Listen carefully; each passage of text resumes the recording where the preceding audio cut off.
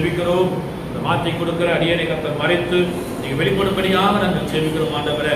இந்த வார்த்தைகள் எங்களுடைய ஆவிக்கிற வாழ்க்கைக்கும் ஆண்டவரே உங்களுடைய சமூகத்தில் இருக்கிற ஒவ்வொரு பிள்ளைகளுடைய தகப்படைய குடும்பத்திற்கும் ஏற்ற வார்த்தைகளாக இருக்க கர்த்தர் கிருபை பாராட்டும்படியாக நாங்கள் ஜெபிக்கிறோம் ஆண்டவரே. மாம்சத்திலிருந்து எந்த வார்த்தைகளும் வெளிப்படாதபடி ஆவியானவர் தாமே ஒரு வார்த்தைகளை கொண்டு பிள்ளைகளை தேற்றும்படியாக ஜெபிக்கிறோம். உங்களுடைய கருத்தில் ஒப்பு கொடுக்கிறோம்.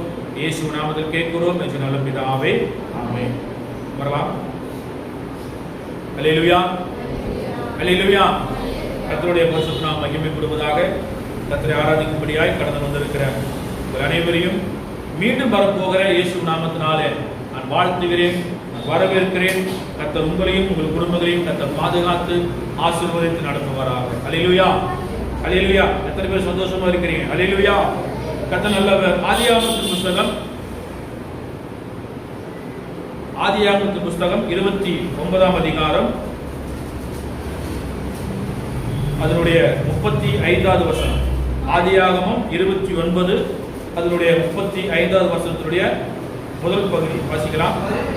கர்ப்பவதியாகி ஒரு குமாரனை பெற்று இப்பொழுது கர்த்தரை துதிப்பேன் என்று சொல்லி அவனுக்கு யூதா என்று பெயரிட்டார். அல்லேலூயா. கர்த்தருடைய பரிசுத்த நாமம் மகிமைப்படுவதாக. இங்கே மறுபடியும் அவள் கர்ப்பவதியாகி ஒரு குமாரனை பெற்று இப்பொழுது கர்த்தரை துதிப்பேன் என்று சொல்லி அவனுக்கு யூதா என்று பெயரிட்டார் என்று சொல்லி பார்க்கிறோம். அல்லேலூயா. இந்த நாளிலே கர்த்தர் உங்களோடு பேசுகிற வார்த்தை என்னவென்று சொன்னால், நான் கர்த்தரை துதிப்பேன். இங்கே லேயால் அற்பமாய் எண்ணப்பட்டது நிமித்தமாக கர்த்தர் அவளுக்கு கண்களிலே கிருபை கிடைத்தது நிமித்தமாக அவள் கர்ப்பவதியாகி குமாரனை பெற்ற போது நான் இப்பொழுது கர்த்தரை துதிப்பேன் என்று சொல்லி அவனுக்கு யூதா என்று பெயரிட்டான். யூதா என்று சொன்னால் துதி அல்லது புகழ்ச்சி என்று பொருள். யூதா என்கிற பேரோட அர்த்தம் என்னவென்று சொன்னால் துதி அல்லது புகழ்ச்சி என்று பொருள் அதனுடைய அர்த்தமாக இருக்கிறது. லேயால் தன் மகனுக்கு யூதா என்று பெயர் வைத்தால் கர்த்தரை துதிப்பேன் என்று சொல்லி வைத்ததுக்கு காரணம் என்னவென்று சொன்னால், லேயால் அற்பமா எண்ணப்பட்டால். வாசிக்கும் போது 31வது வசனம், அதே அதிகாரம் 31வது வசனத்திலே லேயால் அற்பமா எண்ணப்பட்டால் என்று கர்த்தர் கண்டு அவள் கர்ப்பத்தரிக்கும்படி செய்தார். ராகேலோ மலடையா இருந்தார். ராகேல் தன்னுடைய சகோதரா இருக்கிற லேயாலை பார்த்து அவ அற்பமா அது ஒரு ஏளனமாய் பார்க்கிறான். இது ஆண்டவருடைய பார்வைக்கு பிடிக்கல. அது நிமித்தமாக ஆண்டவர் என்ன பண்றாரு, லேயால் கர்ப்பம் தரிக்கும்படி செய்தார். அப்பொழுது அவளுக்கு 4வது ஒரு குமாரனை ஆண்டவர் கொடுக்கிறார். அதுதான் யூதா. அல்லேலூயா. யூதா என்று சொன்னால் துதி என்று பொருள். கர்த்தரை துதிக்கும் போது நமக்கு நடக்கிற 2 நன்மையான காரியங்களை உங்கள் மத்தியில் சொல்லி தேவ செய்தி நிறைவு செய்ய ஆசைப்படுகிறேன். கர்த்தர் பெரிய காரியங்களை செய்வாராக. அல்லேலூயா. ஆண்டவர் எதற்காக நம்மை தெரிந்து கொண்டிருக்கிறார் என்று சொன்னால், கர்த்தர் எதற்காக நம்மை முன்குறித்திருக்கிறார் என்று சொன்னால், கர்த்தரை துதிக்கும்படியா. அல்லேலூயா. நாம் தேவ சமூகத்திலே முழு இருதயத்தோடு கர்த்தரை துதிப்போம் என்று சொன்னால், நல்லா கவனிச்சு கேட்டுங்க. நீங்க கர்த்தரை துதிக்க துதிக்க துதிக்க தான் உங்கள் குடும்பத்தில் இருக்கிற தடைகளை ஆண்டவர் உடைத்துக் கொண்டிருக்கிறார். அல்லேலூயா. முதலாவது நாம் துதிக்கும் போது என்ன நடக்கும் என்று சொன்னால், தடைகள் உடையும். அல்லேலூயா. நம்முடைய குடும்பத்துக்கு விரோதமாய், நம்முடைய பிள்ளைகள் எதிர்காலங்கள் விரோதமாய் இருக்கிற தடைகளை உடைக்கிற தேவன் அவர் நம்ம முன்பாய் கடந்து போவார். 2வது, நாம் துதிக்கும் போது ஆண்டவர் ஜெயத்தை தருகிறவராக இருக்கிறார். அல்லேலூயா, அல்லேலூயா. முதலாவது என்ன காரியம்? தடைகளை உடைப்பார். 2வது ஜெயத்தை கட்டளையிடுகிற தேவனாக இருக்கிறார். கர்த்தர் நம்ம மகிமைப்படுவதாக. நாம் கர்த்தரை முழுமனதோடு துதிப்போம் என்றால், தேவன் நமக்கு முன்பாக இருக்கிற தடைகளை உடைக்கிறவராக இருக்கிறார். யாத்திராகமத்தின் புஸ்தகம் 15ஆம் அதிகாரம் அதனுடைய 11வது வசனம் சொல்லப்படுகிறது, அவர் துதிகளில் பயப்படத்தக்கவராக இருக்கிறார். இல்லையா? நம்முடைய ஆண்டவர் யாரா? துதிகளில் பயப்படத்தக்கவர். யாத்திராகமத்தின் புஸ்தகம் 15ஆம் அதிகாரம் அதனுடைய 11வது வசனம் வாசிக்கலாம். தேவர்களில் உமக்குப்பானவர் யார்? பரிசுத்தத்தில் மகத்துவம் உள்ளவரும் துதிகளில் பயப்படத்தக்கவரும் அதிசயங்களை செய்கிறவருமாகிய உமக்கு ஒப்பானவர் யார்? அல்லேலூயா. சொல்றாரு மோசே கர்த்தர் சொல்றாரு, கர்த்தாவே தேவர்களில் உமக்கு ஒப்பானவர் யார்? பரிசுத்தத்தில் மகத்துவம் உள்ளவரும் துதிகளில் பயப்படத்தக்கவரும். அல்லேலூயா. நம்ம துதிக்கிற தேவன் எப்படிப்பட்டவரா இருக்கிறான்? பயப்படத்தக்கவர். என் ஆண்டவர் யார் என்று சொன்னா அவர் அன்புள்ளவர் தான், இரக்கம் உள்ளவர் தான், சமாதானத்தை தருகிறவர் தான், நமக்கு ஆறுதலை தருகிற தேவன் தான், எல்லாம் சரி. ஆனாலும் அவர் துதிகளிலே பயப்படத்தக்கவர் இல்லையா?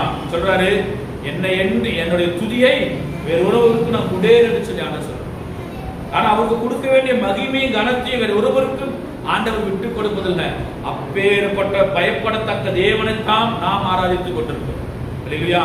அப்பேற்பட்ட தேவனை நாம் ஆராதிக்கும் போது நம்முடைய இருதயம் எப்படிப்பட்டதா இருக்க வேண்டும்? நாம் துதிக்கும் போது ஆண்டவர் நம்முடைய தடைகளை உடைக்கிற தேவனா இருக்கிறார் இல்லையா? முதலாவது தடைகளை உடைக்கிற தேவன். யோசுவாவின் புஸ்தகம் 6ஆம் அதிகாரம். இது எல்லாருக்கும் தெரிந்ததுதான். ஏன் ஆண்டவர் அந்த எரிகோ கோட்டையை ஆண்டவர் உடைக்கிறார் என்று சொன்னால் அவங்க கானான் தேசத்துக்கு போக வேண்டும் இல்லையா? கானான் தேசம் என்று சொன்னால் அந்நாட்களிலே தேவன் சமாதானத்தையும் பாலும் தேனும் ஓடுகிற ஒரு தேசத்தை ஆண்டவர் இஸ்ரவேலர்களுக்கு கொடுப்பார் என்று சொல்லி வாக்கு கொடுத்தார். இந்த நாளிலே கானான் தேசம் என்று சொன்னால் அவர் நிச்சய பரலோகத்தை நான் குறிக்கிறேன் இல்லையா? அந்த பரலோகத்துக்கு போவதற்கு எது தடையா இருக்குதோ, உங்க வாழ்க்கையில எது தடையா எழுப்பி நிற்குதோ அதை உடைப்பதற்கு உங்களுக்கு துதிங்கிற ஆயுதம் உங்களுக்கு முக்கியம் இல்லையா? வாசிக்கிற 1ஆவது வசனம். எரிகோ இஸ்ரவேல் புத்திரருக்கு முன்பாக அடைக்கப்பட்டிருந்தது. ஒருவரும் வெளியே போகவும் இல்லை, ஒருவரும் உள்ளே வரவும் இல்லை இல்லையா? எரிகோ கோட்டை கர்த்தர் ஆண்டவர் மோசே மரித்த பின்பு யோசுவாவை அழைக்கிறார். யோசுவாவை அழைத்த பிற்பாடு இஸ்ரவேல் ஜனங்கள் யோர்தானை கடந்து போக வேண்டும். கடந்து போவதற்கு தடையாய் தண்ணி ஆற்றில் பெருக்கெடுத்து ஓடிக்கொண்டிருக்கிறது. இஸ்ரவேல் என்ன பண்ற? ஆசாரியர்கள் ஆசாரி பெட்டியை தூக்கி கொண்டு, கர்த்தருடைய பெட்டியை தூக்கி கொண்டு அங்கே போய் யோர்தானிலே கால் வைத்த போது யோர்தான் 2ஆக பிளந்து இஸ்ரவேல் ஜனங்களுக்கு வழிவிட்டது.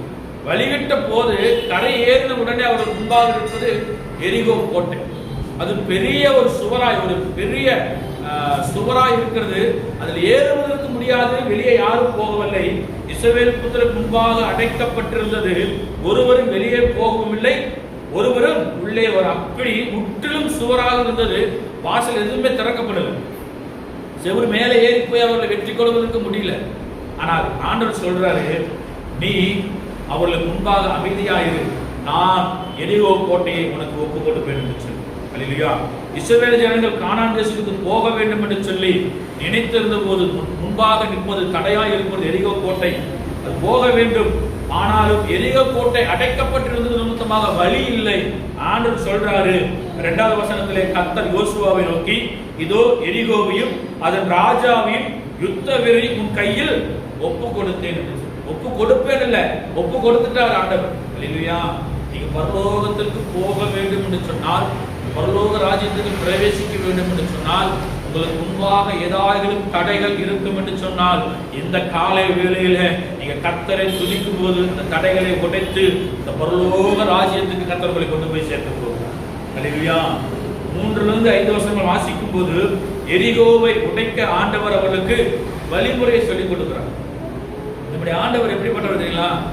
யுத்தத்துக்கு போவோம் என்று சொன்னால் நாம் யுத்தத்துக்கு எப்படி போக வேண்டும், அந்த யுத்தத்தை எப்படி நடத்த வேண்டும் என்று சொல்லி வழிமுறைகளை சொல்லிக் கொடுக்கிறது இல்லையா? நீங்க தேவசமத்தை வேணா நீங்க வேற சோதித்து பாருங்க. ஒரு காரியத்துக்கு போக வேண்டும், நீங்க தேவசமத்துல ஜெபித்து நீங்க கடந்து போகாத காரியத்தை ஆண்டவர் நிறைவேற்றும் இல்லையா? அல்லது என் வாழ்க்கையில் நடந்த சம்பவம் தான். நான் ஒரு காரியத்துக்கு போக வேண்டும் என்று சொல்லி நினைத்து ஜெபித்துட்டு போனேன்னு சொன்னா ஆண்டவர் அந்த காரியத்தை எனக்கு அற்புதமாய் வாக்கியம் பண்ணுங்க. நடந்த சம்பவம் இங்க ஆண்டவர் கற்றுக் கொடுக்கிறார். என்னவா? ஆசாரிப்பு பெட்டியை சுமந்து கொண்டு போகிற ஆசாரியர்களும் எக்காலம் ஊதுகிற துதிக்கிற தேவ ஜனங்களும் எரிகோ கோட்டையை ஒரு நாளுக்கு ஒரு முறை சுற்றி வர வேண்டும். அதே போல 6 முறை சுற்றி வர வேண்டும். அதே போல செய்தார்கள். 14வது வசனத்தில் வாசிக்கும் போது வாசிக்கலாம். யோசுவாவின் புஸ்தகம் 6ஆம் அதிகாரம் அதனுடைய 14வது வசனம். 2ஆம் நாளிலும் பட்டணத்தை ஒரு தரம் சுற்றி வந்து பாளையத்துக்கு திரும்பினார்கள். இப்படி 6 நாளும் செய்தார்கள். அல்லேலூயா. இப்படியே 6 நாளும் செய்தார்கள். பெட்டியை சுமந்து கொண்டு போற முன்பாக என்ன இருந்தது? யார் இருக்க வேண்டும் என்று சொல்லி பார்த்தால் 6 வாசிக்கும் போது அது 8வது வசனம், யோசுவா ஜனங்களிடத்தில் பேசினவுடனே தொனிக்கும் 7 எக்காலங்களை பிடித்திருக்கிற 7 ஆசாரியர் கர்த்தருக்கு முன்பாக நடந்து எக்காலங்களை ஊதினார்கள். கர்த்தருடைய உடன்படிக்கை பெட்டி அவர்களுக்கு பின் சென்றது. இல்லையா? துதிக்கிற வீரர்கள் முன்பாய் நிற்கிறாங்க, கர்த்தரை துதிக்கிற ஆசாரியர்கள் முன்பாய் நிற்கிறாங்க, லேவி கோத்திரத்தார் முன்னால் நிற்கிறாங்க, வெட்டியை சுமந்து கொள்ளுகிற தேவன் முன்பாக நிற்கிறார். நீங்க துதிக்கும் போது ஆண்டவர் தடைகளை உடைப்பார். இல்லையா? இல்லையா? என் வாழ்க்கையில துதி இல்ல, நான் வெறும் ஜெபம் மட்டும் தான் பண்ணிட்டு இருக்கிறதுனாலும் பரவாயில்ல, நீங்க தேவனை துதிக்கிற துதி உங்க வாயிலிருந்து புறப்படும். இல்லையா? ஜெபத்திற்கு வல்லமை உண்டு, வேத வசனத்திற்கு வல்லமை உண்டு, அதை பார்க்கிலும் துதிக்கிற அதிகமான வல்லமை. இல்லையா? நான் துதித்து விட்டு நான் கடந்து போகிறேன். முதலாவது எப்பவுமே பாருங்க, ஒரு ஆர்டர் பிரகாரமா தான் வரும். முதலாவது கர்த்தரை நம்ம துதிப்போம், பாடல் பாடி தேவனை மகிமைப்படுத்தி ஆராதித்து அதுக்கப்புறம் தான் கர்த்தருடைய வாசித்தை வாசிப்போம். இல்லையா? அப்படி வாசிக்கும் போதுதான், அப்படி துதிக்கும் போதுதான் ஆண்டவர் நம்முடைய வாழ்க்கையில் இருக்கிற தடைகளை ஆண்டவர் உடைக்க போகிறார். இல்லையா? எரிகோ கோட்டை ஒப்பு கொடுத்தேன் என்று சொன்ன தேவன் இந்த காலையில் சொல்றார், தடைகளை கர்த்தர் உடைத்து போட்டார். இல்லையா? எத்தனை பேர் விசுவாசிக்கிறீங்க? நான் பரலோக ராஜ்யத்திற்கு போவதற்கு ஏதாவது தடையாக எரிகோ போன்ற கோட்டைகள் என் முன்பாக இருக்கும் என்று சொன்னால், என் தேவன் இந்த காலை வேளையில் சொல்றார், எரிகோ போன்ற கோட்டைகளை நான் உடைக்க போகிறேன், நீ துதித்தால் மாத்திரம் போகும். இல்லையா? கர்த்தர் நல்லவர். பாருங்க, கர்த்தர் சொல்றாரு, எக்காலங்களை ஊதுகிற ஆசாரியர்கள் பெட்டிக்கு முன்பாக கடந்து போனார், கர்த்தருடைய பெட்டி பின் சென்றது. அங்க நடந்த சம்பவம், 2ஆம் தரமும் அவர்கள் பட்டணத்தை ஒரு தரம் சுற்றி 2ஆம் நாளிலே பாளையத்துக்கு திரும்பினார்கள். இந்தபடியே 6 நாளும் செய்தார்கள். கடைசி 7ஆம் நாள் வருகிறது. 7ஆம் நாளை எழுந்து அதிகாலமே கிழக்கு வெளுக்கும் போது எழுதியிருக்கிறார்கள். இல்லையா? வாசிக்கலாம் 15வது வசனம்.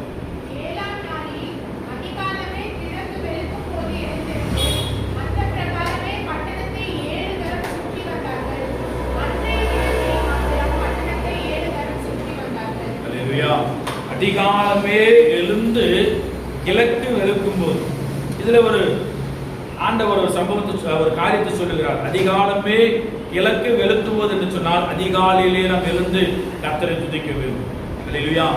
அதிகாலை, அதாவது 5 மணிக்கு முன்பாக எவ்வளவு நேரமாய் எழுந்து நீங்க தேவனை துதிக்கிறீங்களோ, கிழக்கு, அதாவது சூரியன் வருவதற்கு முன்பாக நீங்க எழுந்து நீங்க கர்த்தரை துதிக்க வேண்டும். ஆதியாகமத்தின் புஸ்தகம் 1ஆம் அந்த 1ஆம் பகுதியில் சொல்லப்பட்டிருக்கிறது, ஆதாமை ஆண்டவர் பார்க்கும் குளிர்ச்சியான வேலையில கடந்து வந்தார். அல்லேலூயா.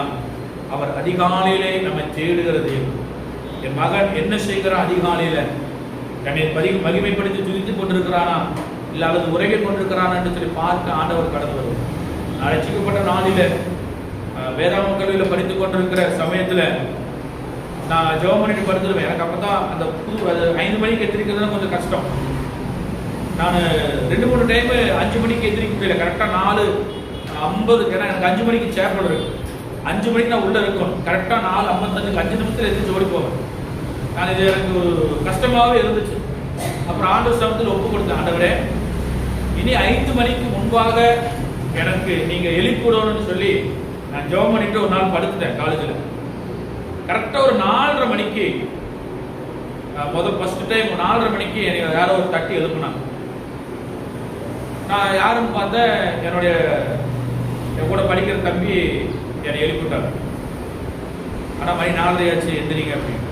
ஏன்னா நான் அவங்ககிட்ட சொல்லலை 4:30 மணிக்கு எப்படி கரெக்டாக எழுப்புனேன். சரி எந்திரிச்சு நான் இது பண்ணிட்டேன். 2வது நாள் அதே மாதிரி நான் கேட்டேன், தம்பி கிட்ட கேட்டேன், இல்லை நான் வந்தேன், சரி நீங்கள் நேரமாக எந்திரிப்பீங்கன்னு நான் தான் தட்டி எழுப்புனேன் அப்படின்னு சொல்லி சொன்னேன். சரி இதெல்லாம் முடிஞ்சதுக்கப்புறம் அந்த தம்பி ஒரு நாள் இல்லை, அப்புறம் 4:30 மணிக்கு நான் படுத்துருக்கிறேன், அதே போல் தட்டி என்னை எழுப்புனாங்க. எந்திரிச்சு பார்த்தா யாருமே, மணியை பார்த்தா கரெக்டாக 4:30 மணி. இல்லையா? ஆண்டவர் அந்த நேரத்தில் நான் ஜெபித்த என்னோட ஜெபத்தை கேட்டு ஆண்டவர் என்னை அதிகாலையிலே எழுப்பி தேவசமூகத்தில் துதிக்க கற்றுக்கிறார். இல்லையா? ஏன்னு சொன்னால் அதிகாலை கர்த்தரை தேடும் போது அது இன்னும் நமக்கு ஆசீர்வாதமாக இருக்கு. அதான் சொல்றார், 7ஆம் நாளில் அதிகாலமே கிழக்கு வெளுக்கும் போது எழுந்திருந்து அந்த பிரகாரமே பட்டணத்தை 7 தரம் சுற்றி வந்தார்கள். சுற்றி வந்ததுக்கு அப்புறம் நடந்த சம்பவம் என்னவென்று சொன்னால், ஜனங்கள் துதிக்க ஆரம்பித்தார்கள். ஜனங்கள் துதிக்க ஆரம்பித்த உடனே முன்பாயிருந்த எரிகோ கோட்டை உடைய ஆரம்பித்தது. வாசிக்கலாம் 20வது வசனம். எக்காலங்களை ஊதுகையில் ஜனங்கள் ஆர்ப்பரித்தார்கள். எக்கால சத்தத்தை ஜனங்கள் கேட்டு மகா ஆரவாரத்தோடு முழங்குகையில் அலங்கம் இடிந்து விழுந்தது. உடனே ஜனங்கள் அவரவர் தங்களுக்கு நேராக பட்டணத்தில் ஏறி பட்டணத்தை பிடித்துக் கொண்டார்கள். அல்லேலூயா, அல்லேலூயா. தடைகளை உடைக்க வேண்டும் என்று சொன்னால் முதலாவது துதிக்க வேண்டும். தேவ சமூகத்தில் எரிகோ அலங்கம் இடிக்கப்படுவதற்கு காரணம் ஜனங்களுடைய துதி, ஆரவார சத்தம். அல்லேலூயா. அந்த சத்தம் தேவனுடைய சமூகத்தில் வெட்டின போது ஆண்டவர் வந்து அந்த எரிகோ அந்த அஸ்திவாரத்தை ஆண்டவர் அசைத்து போட்டார். அல்லேலூயா, அல்லேலூயா. நம்ம துதிப்போம் என்று சொன்னால் அஸ்திவாரத்தை அசைக்கிற தேவன். பவுலும் சீலாவும் சிறைச்சாலையிலே துதித்துக் கொண்டிருந்தார்கள். நடந்த சம்பவம், அங்க சிறைச்சாலை அஸ்திவாரம் அசைய ஆரம்பித்தது. வாசிக்கலாம் அப்போஸ்தலர் நடவடிக்கை புத்தகம் 16ஆம் அதிகாரம் அதனுடைய 25வது வசனம். பவுலும் சீலாவும் ஜெபம் பண்ணி தேவனை துதித்து பாடினார்கள். காவலில் வைக்கப்பட்டிருந்தவர்கள் அதை கேட்டுக் கொண்டிருந்தார்கள். அல்லேலூயா. இங்க பவுலும் சீலாவும் சிறைச்சாலையில அவங்க அடைக்கப்பட்டிருக்கிறதுனா அந்த கால் வந்து அந்த கைத்துல கட்டிப்பட்டு முட்டி போடுறது கூட அவங்களுக்கு அந்த ஸ்பேஸ் இருக்காது. அப்பேற்பட்ட சூழ்நிலை நடுராத்திரி பவுலும் சீலாவும் ஜெபம் பண்ணி தேவனை துதித்தார்கள், துதித்து பாடினார்கள். இதை எல்லாரும் கேட்டிருக்காங்க. நடந்த சம்பவம் சிறைச்சாலையின் அஸ்திவாரம் அசைய ஆரம்பித்தது. அல்லேலூயா. நீங்க நல்லா கவனிச்சு பாருங்க. நீங்க நல்லா உங்க வாழ்க்கையில நீங்களே சோதித்து பாருங்க. நான் அதிகாலம் எழுந்து கர்த்தரை துதித்து நீங்க துதித்து வேற எதுவும் செய்யுங்க. அந்த துதிங்க. நீங்க துதிக்கும் போது உங்க குடும்பத்தில் ஒரு மாற்றத்தை ஆண்டவர் காட்டுகிறார். அல்லேலூயா. நீங்க துதிக்க தான் ஆண்டவர் உங்க தடைகளை உடைத்துக் கொண்டு போகிறவராக இருக்கிறார். அல்லேலூயா. இங்க பவுலும் சீலாவும் நடுராத்திரி சிறைச்சாலையில் இருந்தாலும் பரவாயில்ல, என்னை கட்டி வச்சிருந்தாலும் பரவாயில்ல, எந்த சூழ்நிலை இருந்தாலும் இருக்கிற இடத்துல நான் கர்த்தரை மகிமைப்படுத்தி துதிப்பேன் என்று சொன்னால் கர்த்தரின் தடைகளை உடைத்துக் கொண்டு எனக்கு முன்பாக ஆண்டவர் கடந்து போய் கர்த்தரின் வாழ்க்கையில் ஒரு பெரிய மாற்றத்தை அவர் கட்டியிருக்கிறார். அல்லேலூயா. இங்க அப்படித்தான் நடந்தது. எரிகோ கோட்டை அவர் உடைக்க காரணம் என்னவென்று சொன்னால் ஜனங்களுடைய ஆரவாரத்தின் துதியின் சத்தம் தொனிக்கும் போது அலங்கம் இடிக்கப்பட்டது. அல்லேலூயா. அலங்கம் இடிப்பட்டது மாத்திரமல்ல, கர்த்தர் எரிகோவையும் அவர் ராஜாவையும் இஸ்ரவேல் ஜனங்களுடைய கையிலே கொடுத்து எல்லாவற்றையும் அழித்து போட்டார்கள். அல்லேலூயா. ஜனங்கள் ஆர்ப்பரித்து தேவனை துதித்து மகிமைப்படுத்தின போது எரிகோவின் அலங்கம் இடிந்தது. நாம் துதிக்கும் போதுதான் நம்முடைய தடைகளை ஆண்டவர் உடைப்பார். அல்லேலூயா. 1 நாளாகமத்தின் புத்தகம் 16ஆம் அதிகாரம் 25 சொல்லப்பட்டிருக்கிறது. கர்த்தர் பெரியவரும் துதிக்கப்படத்தக்கவருமாய் இருக்கிறார். அல்லேலூயா. அவர் துதிக்கப்படத்தக்கவர். என் தேவனை துதிக்க தான் ஆண்டவர் என்னை அழைத்திருக்கிறார். சும்மா நான் வெறுமையா வந்து நான் ஆலயத்தில் உட்கார்ந்து வெஞ்ச தேய்ச்சிட்டு போறதுக்கு ஆண்டவர் என்னை அழைக்கல. ஆண்டவரை முழு மனதோடு ஆராதிக்கும், முழு மனதோடு துதிக்கும் ஆண்டவர் என்னையும் என் குடும்பத்தையும் தெரிந்து கொண்டிருக்கிறார். அல்லேலூயா. அந்த எண்ணம் நமக்குள் இருந்து கர்த்தரை முழு மனதோடு துதிப்போம் என்று சொன்னால் கர்த்தர் தடைகளை உடைத்து அவர் அற்புதங்களை செய்கிறவராக இருக்கிறார். துதிகள் மத்தியில வாசம் பண்ணுகிறார். அல்லேலூயா. இஸ்ரவேலின் துதிகள் மத்தியில வாசம் பண்ணுகிற தேவன் நம்முடைய துதிகள் மத்தியிலும் அவர் வாசம் பண்ணுகிறவராக இருக்கிறார். அல்லேலூயா. எத்தனை பேர் விசுவாசிக்கிறீங்க? என் துதியில் அவர் வாசம் பண்ணுகிறார் என்கிற விசுவாசத்திற பிள்ளைகள் கரைகள் பற்றி அறிவியல் சொல்லாமா? அல்லேலூயா. ஏனென்று சொன்னால் துதி கர்த்தருக்கு பிரியமானது. அதான் ஏன் சொல்றார், இப்பொழுது நான் கர்த்தரை துதிப்பேன் என்று சொல்ல அவனுக்கு யூதா என்று பேரிட்டார். யூதா என்று சொன்னால் துதி. நீங்க துதிக்கும்படி அழைக்கப்பட்டிருக்கிற தேவஜனம். அல்லேலூயா. நீ யூதா கோத்திரத்தாரே, யூதா கோத்திரத்திலிருந்து வந்த தேவனை ஆராதிக்கும்படியாக தெரிந்து கொள்ளப்பட்டிருக்கிற நீங்கள் தேவனால் அங்கீகரிக்கப்பட்ட யூதா கோத்திரம். அல்லேலூயா. தேவன் என்னை துதிப்பதற்காக அழைத்திருக்கிறார். என் குடும்பத்தை துதிப்பதற்காக அழைத்திருக்கிறார். நான் தேவ சமூகத்தில் முழு மனதோடு நான் துதிக்க வேண்டும். யார் என்னை பார்க்கிறாங்கிறதுல கவலை இல்லை. கடந்த நாட்களில் ஒரு வீடியோ ஒன்று யூடியூப் ஃபேஸ்புக்கில் ஒரு வீடியோ ஒன்று வந்துருச்சு.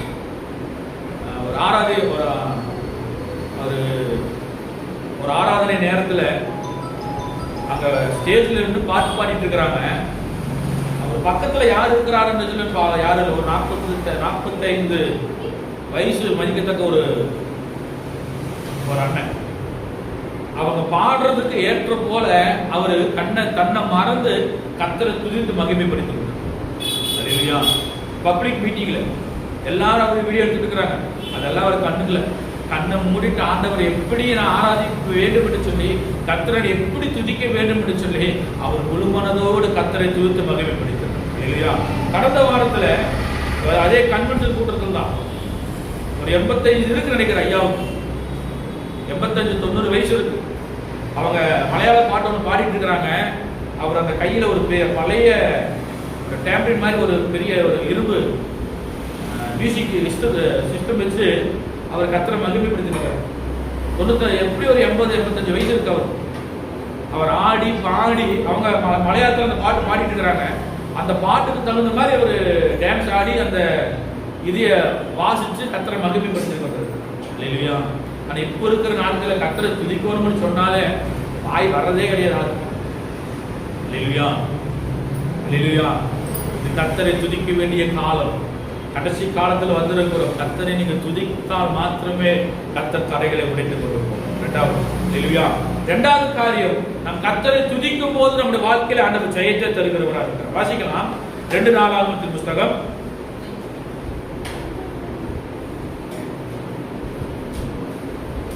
20ஆம் அதிகாரம் அதனுடைய 21வது வசனம். 2 நாளாகமத்தின் புஸ்தகம் 20ஆம் அதிகாரம் அதனுடைய 21வது வசனம்.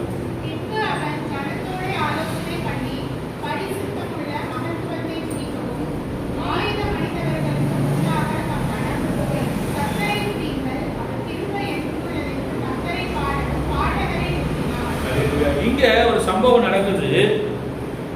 பின்பு அவன் ஜனத்தோடு ஆலோசனை பண்ணி பரிசுத்தமுள்ள மகத்துவத்தை துதிக்கவும் ஆயுதம் அணிந்தவர்களுக்கு முன்பாக நடந்து போய் கர்த்தரை துதிங்கள், அவர் கிருபை என்றும் உள்ளது என்று கர்த்தரை பாடவும் பாடகரை நிறுத்தினான்.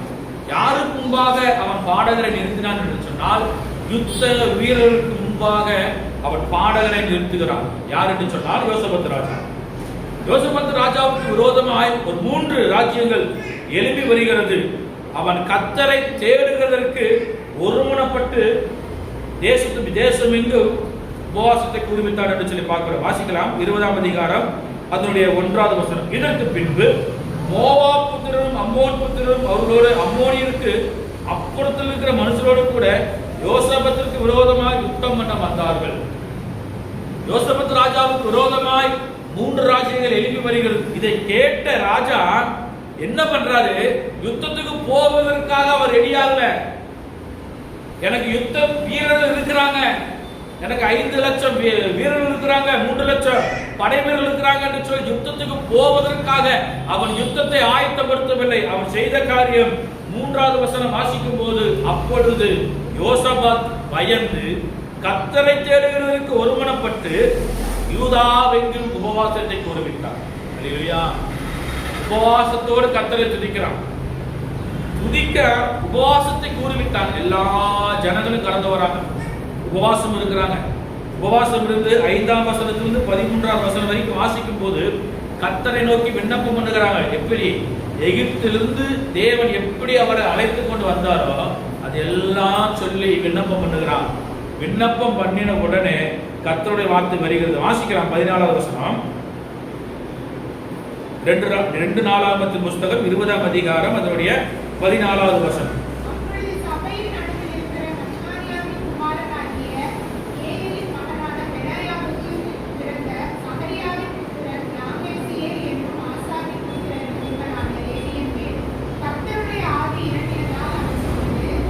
வாசிக்கலாம்.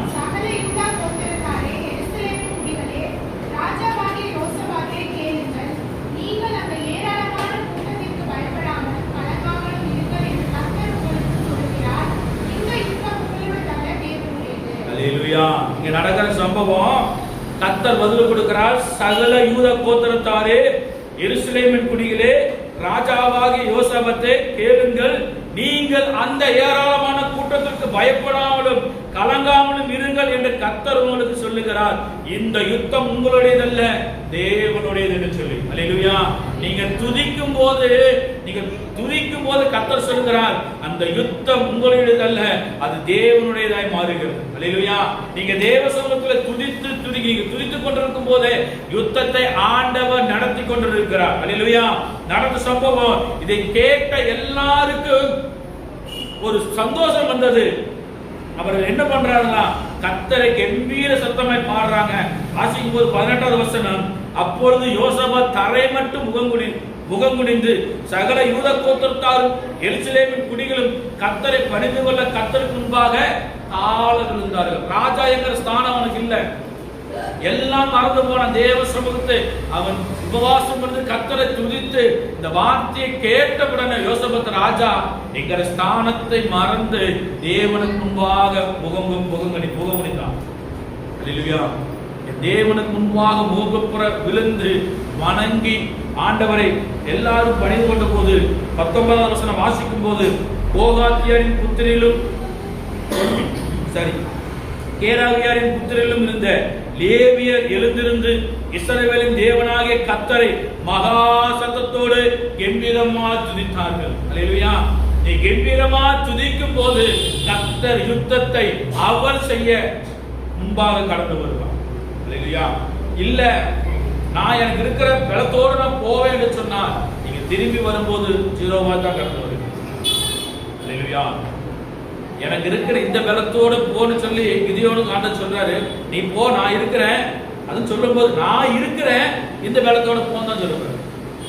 உனக்கு இருக்கிற பலத்தோடு போ, நான் இருக்கிறேன், நீ போன்னு தான் சொல்லுவார். இங்க யோசபாத் ராஜாவுக்கு நீங்க வாசிக்கும் போது முன்பா 19-18 நீங்க வாசிக்கும் போது அவருக்கு இருக்கிற படைபலன் எல்லா ராஜாக்களையும் பார்க்கலும் தேசத்தில் இருக்கிற எல்லா குடிகளையும் பார்க்கலும் அதிகமான யுத்த வீரரை வைத்திருந்த ஒரே ஒரு ராஜா யார் என்று சொன்னால் யோசபாத் ராஜா.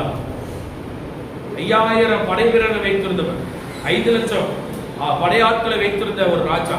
அவன் படைபலத்தை அவன் நம்பல, கர்த்தரை நம்பினான். துதிக்கும்படியாக கர்த்தரை நம்பினான்.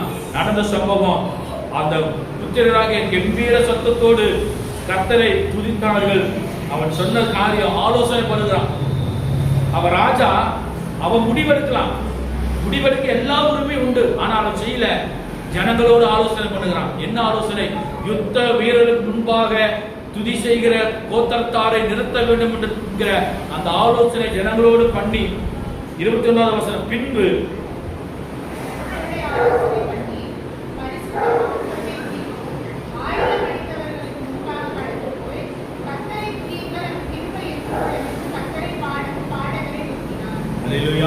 பாடகரை நிறுத்துறான். யாரு? யுத்த வீரர்கள் முன்பாக. யுத்த வீரர்கள் பின்னாடி நிற்கிறாங்க, யுத்தம் செய்யறதுக்கு ஆயத்தமா இருக்கிறாங்க. ஆண்டவர் சொல்லிட்டாரு, இந்த யுத்தம் உங்களுடையதல்ல, தேவனுடையது என்று சொல்லி. எல்லாம் கேட்டுக்கப்ப யுத்தம் எல்லாம் ரெடி ஆயிடுச்சு. யுத்தத்துக்கு போவதற்கு முன்பாக கர்த்தரை மகிமைப்படுத்த வேண்டும் என்று சொல்லி, கர்த்தரை ஆராதிக்க வேண்டும் என்று சொல்லி, கர்த்தரை துதிக்க வேண்டும் என்று சொல்லி ஆயுதம் அறிந்தவர்கள் முன்பாக நடந்து போய் கர்த்தரை துதிக்க பாடகரை நிறுத்தினார். நடந்த சம்பவம் 22வது வசனம், அவர்கள் பாடி துதி செய்ய தொடங்கின போது யூதாவுக்கு விரோதமாய் வந்து பதிவிருந்த அம்மோன் புத்திரரையும் மோவாபியரையும் சேயீர் மலை தேசத்தார் ஒருவருக்கு விரோதமாய் ஒருவரை கர்த்தர் எழும்ப பண்ணினதினாலே அவர்கள் வெட்டுண்டு விழுந்தார்கள். அல்லேலூயா, அல்லேலூயா. உங்க துதியில அவ்வளவு வல்லமை உண்டு. உங்க துதி சும்மா வெறுமையா அல்ல. நீங்க ஆண்டவரை சும்மா வெறுமையா துதிக்கிறதுக்காக அழைக்கப்படல. கர்த்தர் உங்க துதிகளிலே பிரியப்படுகிறவர். நீங்க துதிக்கும் போது கர்த்தர் உங்களுக்காக யுத்தம் செய்ய அவர் வல்லமை உள்ளவராக இருக்கிறார். அல்லேலூயா, அல்லேலூயா. நான் வெறுமையா நான் தேவனுக்கு முன்பாக சும்மா கடமைகள் நான் கர்த்தரை துதிக்க வரல. நீங்க முழு மனதோடு கர்த்தரை துதிப்பீங்கன்னு சொன்னா கர்த்தர் உங்களுக்காக யுத்தம் பண்ண போகிறார். அல்லேலூயா. ஒண்ணு நடந்த சம்பவம், பாடி துதி செய்ய தொடங்கின போது யார் எழுப்பி வந்தாங்களோ அவங்களுக்கு விரோதமாக ஆண்டவர் அவர்கள் கைகளை அவர்களுக்கு விரோதமாக எழுப்பப்பட்டார். எப்படி என்றால் அம்மோன் புத்திரரும் மோவாபியரும் சேயீர் மலை தேச குடிகளை சங்கரிக்கவும் அழிக்கவும் அவர்களுக்கு விரோதமாக எழுப்பினார்கள். சேயீர் குடிகளை அழித்த தீர்த்த போது தங்களும் தங்களில் ஒருவரையொருவர் அழிக்கத்தக்க விதமாய் கை கலந்தார்கள் என்று சொல்லி பார்க்கிறோம். அல்லேலூயா. அம்மோன் புத்திரரும் மோவாபியர் யார் அழிச்சாங்க? சேயீர் மலை தேசத்தான 2 ராஜ்யம் அந்த ராஜ்யத்தை அழித்து போட்டது. அந்த ராஜ்யம் அழிந்த பின்பாடு ஆண்டவர் அம்மோன் புத்திரரையும் மோவாபியர் 2 பேரையும் ஆண்டவர் விரோதிக்கப்பட்டார். அல்லேலூயா, அல்லேலூயா. உங்கள் குடும்பங்களுக்கு விரோதமாய், உங்களுடைய குடும்பத்தின் நன்மைக்கு விரோதமாய் போராடுகிற யாரா இருந்தாலும் சரி, நீங்க தேவ சமூகத்துல முழங்கால் படியிட்டு உபவாசத்தோடு கர்த்தரை நீங்க துதித்து பாடி மகிமைப்படுத்தினீங்கன்னு சொன்னால் கர்த்தர் உங்களுக்காக யுத்தம் செய்ய வல்லமுள்ளவராக இருக்கிறார். அல்லேலூயா, அல்லேலூயா. இங்க நடந்த சம்பவம், அவர் பாடி துதி செய்ய தொடங்கின உடனே ஆண்டவர் அவர்களுக்கு ஜெயத்தை கட்ட யார் எழுப்பி வந்தாங்களோ அவர்கள் 3 பேரே அவர்களுக்கு விரோதமாய் ஒருவருக்கு விரோதமாய் ஒருவர் ஆண்டவர் எழும்ப பண்ணினார். அல்லேலூயா. ஒரு குடும்பத்தின் சமாதானத்துக்கு விரோதமாய், உங்கள் குடும்பத்தின் நன்மைக்கு விரோதமாய் யார் எழுப்பி உங்களுக்கு போராட்டத்தை கொண்டு வந்தாலும் சரி, நீங்க விசுவாசத்தோடு தேவ சமூகத்தில் முழங்கால் படிட்டு கர்த்தரை துதித்து பாடி மகிமைப்படுத்துங்க. யார் எழுப்பினார்களோ ஒருவர் குடும்பத்துக்கு விரோதமாய் ஒருவர் குடும்பத்தை ஆண்டவர் மாற பண்ணுவார். அல்லேலூயா, அல்லேலூயா. எனக்கு விரோதமா யார் எழுப்பி வந்தாலும் நான் கவலையே விட மாட்டேன். அல்லேலூயா. என்னன்னு சொன்னால் எனக்கு முன்பாக என் தேவன் உண்டு.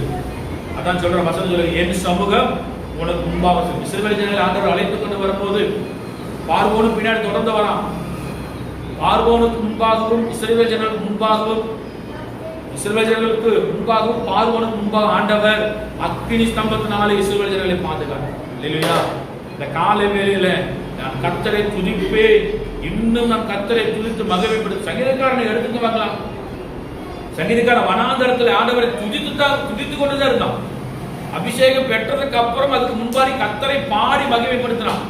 அபிஷேகம் பெற்றதுக்கு அப்புறம் தான் அவனுக்கு போராட்டம் வந்தது. சிங்கம் கரடி வந்துச்சு. நீங்க துதிக்கும் போது போராட்டம் வரத்தான் செய்யும். நீங்க துதிக்கும் போது கஷ்டம் வரத்தான் செய்யும். அந்த துதிகளில் நீ உண்மையா இருப்பீங்கன்னு சொன்னால் போராட்டத்தையும் கஷ்டத்தையும் மாற்றுகிற தேவன் அவர்களோடு கொடுக்கும். அல்லேலூயா, அல்லேலூயா. 2 சாமுவேல் புத்தகம் 22ஆம் அதிகாரம் 4வது வசனம், துதிக்கு பாத்திரராய் இருக்கிற கர்த்தரை நோக்கி நான் கூப்பிட்டேன். வாசிக்கலாம் அந்த வசனத்தை. 2 சாமுவேல் புத்தகம் 22ஆம் அதிகாரம் அதனுடைய 4வது வசனம்.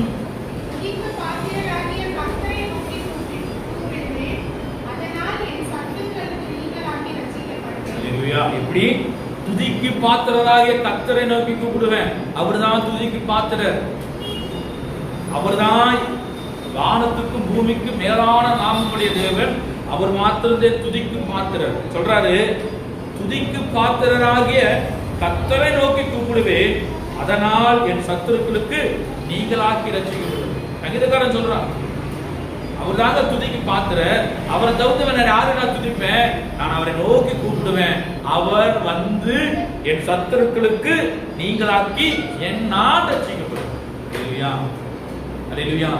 சங்கீதக்காரர் அழகா சொல்லியிருக்கிறாரு, நான் துதிக்கு பாத்திரரா இருக்கிற கர்த்தரை நோக்கி கூப்பிடுவேன். என் துதிக்கு பாத்திரர் யாரு?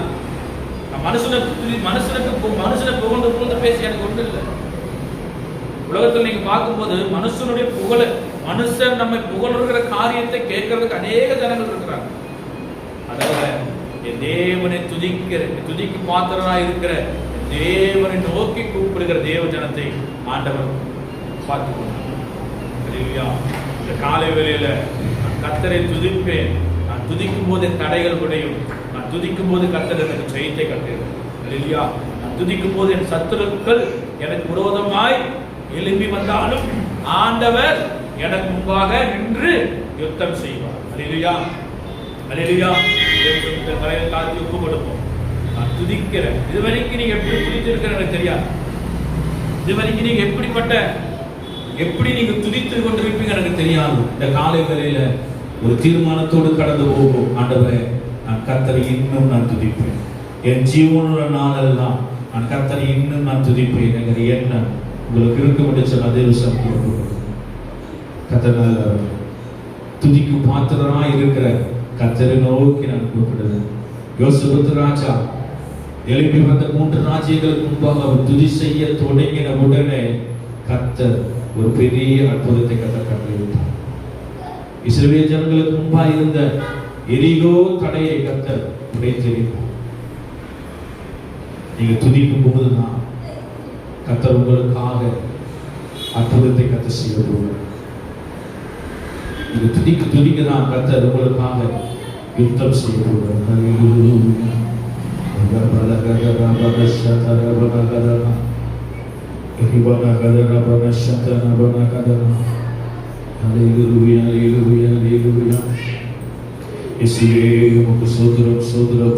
அவர் துதிக்கப்படத்தக்கவர், அவர் துதிக்கப்படத்தக்கவர். ஹல்லேலூயா, ஹல்லேலூயா. இயேசுவே உமக்கு நன்றி செலுத்துகிறோம் ஆண்டவரே, துதிக்கிறோம் ஆண்டவரே. உம்மை மகிமைப்படுத்துகிறோம். வாய்களை விரிவாய்ச்சாங்க. கர்த்தரை துதிங்க. இந்த காலை வேளையில் நீங்க துதிக்கும் போது கர்த்தர் தடைகளை உடைக்க போகிறார். தடைகளை உடைக்க போகிறார். யூதாவே எழுந்து துதி. தேவனுடைய சமூகத்தில் வந்திருக்கிறது. ஹல்லேலூயா, ஹல்லேலூயா, ஹல்லேலூயா, ஹல்லேலூயா. இயேசுவே உமக்கு நாங்கள் நன்றி செலுத்துகிறோம் ராஜா, நன்றி செலுத்துகிறோம் ஆண்டவரே, நன்றி செலுத்துகிறோம் ஐயா. ஹல்லேலூயா, ஹல்லேலூயா. ஓரபலகதரபன சந்தனாதனா ரிமனதுரபன சதரதுரே வேதிரி ரிகனதுரபன சந்தனாதனா ரிமனதுரபன சங்கராதனபன. ஹல்லேலூயா, ஹல்லேலூயா, ஹல்லேலூயா. தகப்பனே உமக்கு நன்றி செலுத்துகிறோம் ஆண்டவரே. ஹல்லேலூயா, ஹல்லேலூயா, ஹல்லேலூயா, ஹல்லேலூயா. யூதாவே எழுந்து துதி, தேவ சமூகம் உன்னோடுதான். துதிப்பதற்கே நீ அழைக்கப்பட்டாய், துதி அபிஷேகம் உன்னோடுதான். யூதாவே எழுந்து துதி, தேவ சமூகம் உன்னோடுதான். துதிப்பதற்கே நீ அழைக்கப்பட்டாய், துதி அபிஷேகம்